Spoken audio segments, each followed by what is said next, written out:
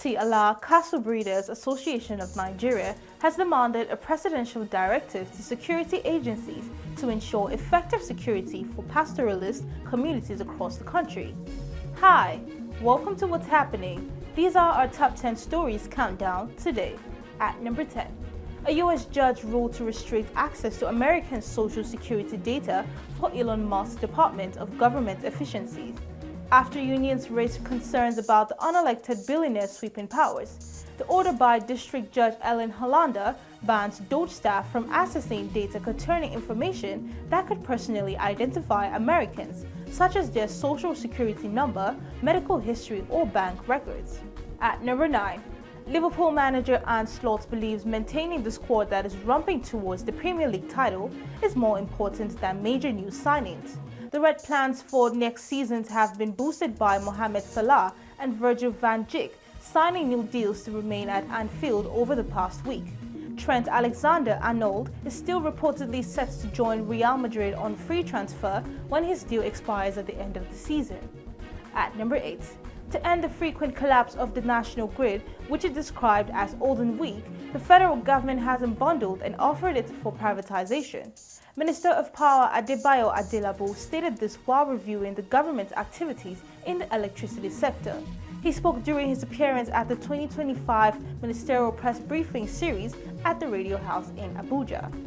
At number 7, the Katsina State Police Command says it has successfully arrested 2 suspected notorious drug dealers and recovered a large quantity of tramadol tablets worth 3.5 million naira. The suspects were arrested and they both confessed to the commission of the offense as the investigation is ongoing. This is part of efforts to curb substance abuse and illicit drug trafficking in the states. At number 6, 32 aggrieved investors have dragged the former Commissioner of Police in Anambra State, Aderemi Adeoye, and 4 others before the Lagos State High Court in Ikeja, seeking a full account of funds and assets managed under the Alpha Trust Investment Club. The claimants through their counsel, Olu Daramola of Afebabula and Co.